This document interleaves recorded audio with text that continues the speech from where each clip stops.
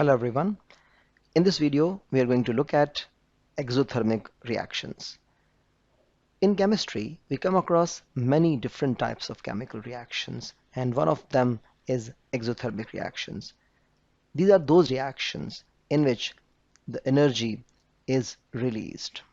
These reactions are very common in our life, like the burning of natural gas in the kitchen or burning of petrol in our cars, or the respiration reaction that is taking place in the bodies of living organisms. They are all examples of exothermic reactions. Okay, so whatever reactions we have in chemistry, they involve the breaking and making of bonds. And remember, what is a bond? Bond is actually an attractive force between the two atoms, which bond them together, attach them together, keep them together. So when you have to break a bond, what do we need? We need energy to break it. That means whenever a bond is broken, energy is always absorbed in breaking a bond. And similarly, if a bond is made when two atoms join together and make a chemical bond, in that process, energy is always released. So, in exothermic reactions, what we are looking that energy is released. So, isn't there is no energy absorbed in bond breaking? No, it's not true. Energy is absorbed in bond breaking and energy is released in bond breaking. Both of these processes are taking place in exothermic reactions as well. But their values, their relative values, they are different. Since in exothermic reactions overall energy is released, we can say that energy absorbed in bond breaking, it should be less, and energy released should be more. Only then the reactions they can release energy. So what we can write is that energy absorbed in bond breaking is less than energy released in bond making. These are exothermic reactions. If energy absorbed in breaking bonds is less, what we can say about the strength of bonds which are broken? Are they strong or weak? Definitely, they are the weak. So we can say in these reactions, the bonds which are broken, they are actually weak. That's why they require less energy to break, while the bonds which are formed, they are the strong ones because when they form, they release more energy. So this was the definition of the exothermic reactions. Okay, now let's see an experiment. Let's say we got this container in which an exothermic reaction is taking place. So you see the direction of arrows in which the heat is flowing. It's going from inside to outside. So heat can only flow from inside to outside when the temperature inside is more than outside. Okay, so during exothermic reactions, what happens that the temperature of the reaction mixture it increase. For example, initially we had a temperature like 25 inside and 25 outside, and when the reaction started, temperature also increased as the reaction proceed. And let's say when the reaction is completed, the temperature, maximum temperature, it was 30. Now 30 is a higher temperature and 25 is a lower temperature. So what will happen that heat will flow from inside to outside till the temperature again comes back to the normal. Okay, so what we can say is that during the exothermic reaction, the temperature of the reaction vessel it increases and it becomes maximum. When the reaction is completed, it is maximum, and then it start decreasing and becomes normal, becomes equal to the room temperature. And in this diagram, what we can say is that the temperature T1 is more than T2. That's why heat is flowing outside. Okay, we can plot a graph showing you the temperature changes. It's like this, that there is a room temperature, like these dotted lines represent the room temperature, and as the time passes during this reaction exothermic, temperature rise, reaches to maximum and then falls back to the room temperature. Okay, let's see our data. According to this data, we have added different masses of a compound in water and noted down the maximum temperature of the water. So using this data, we can plot a graph. You can see initially the temperature is rising and then it become constant. Okay, we can plot a graph like this for this. So this graph shows you the temperature is increasing and it becomes constant for some time. So let me make it clear in your minds that many students, they think that exothermic reactions are those reactions in which energy is released. No problem in that, it is released fine, but they think that since energy is releasing, the temperature decrease. But that's not right. You should think that why is energy released. Look in this diagram again.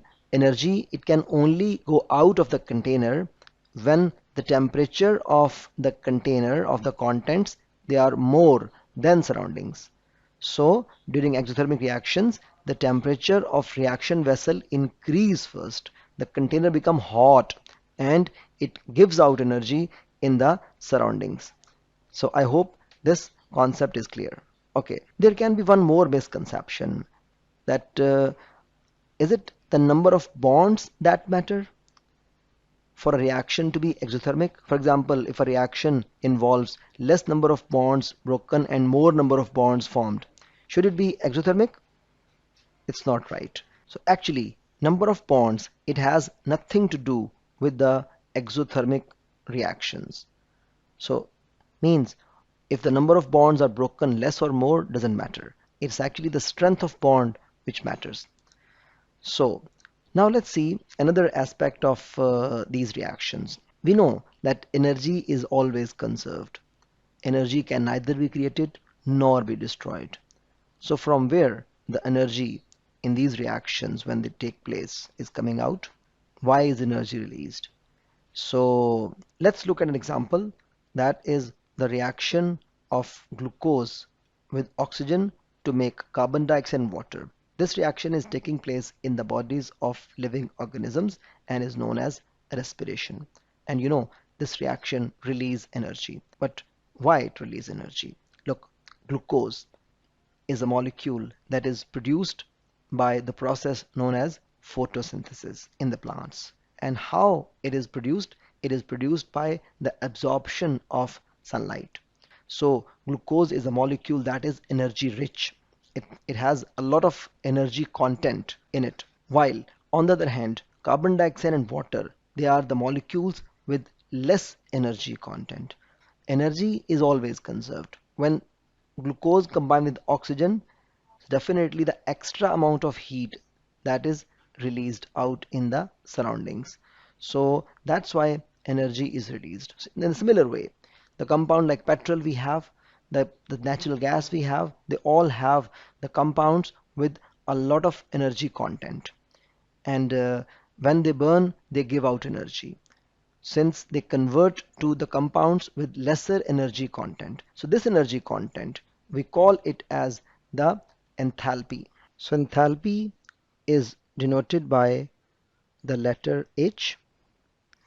So we can say the enthalpy of products is less than reactants in exothermic reactions.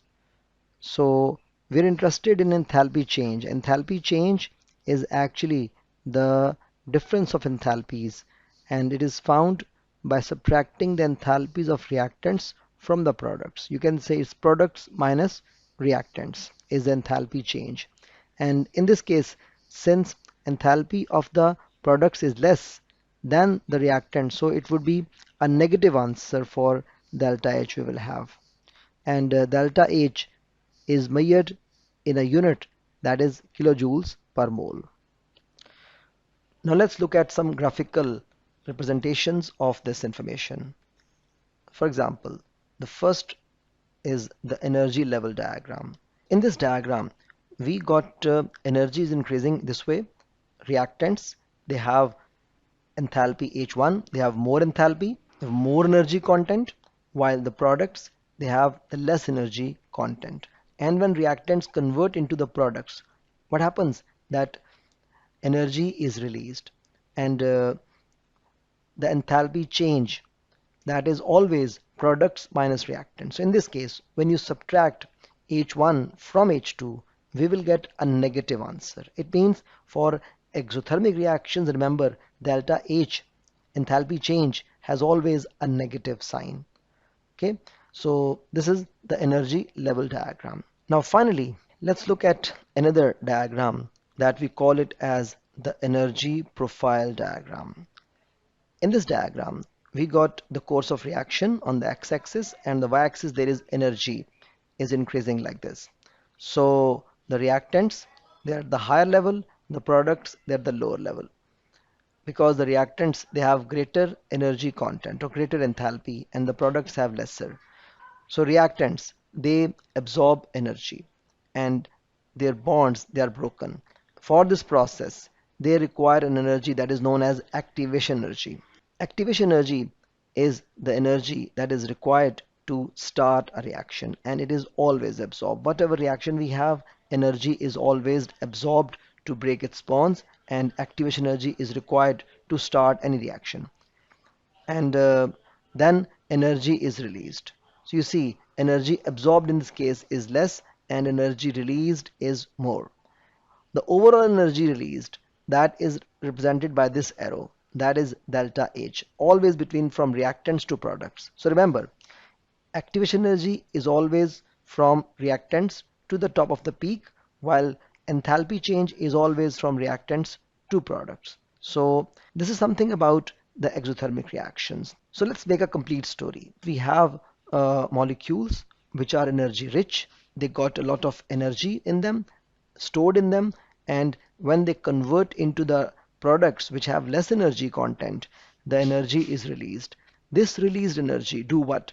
It makes the content of the container hot. The temperature of the reaction vessel increase, and energy is given out into the surroundings. And it is because that the bonds which are broken in the reactants, they require less energy. As a result, energy is given out. I hope that you have understood all this stuff. We will learn more chemistry in our upcoming videos. Till then, goodbye.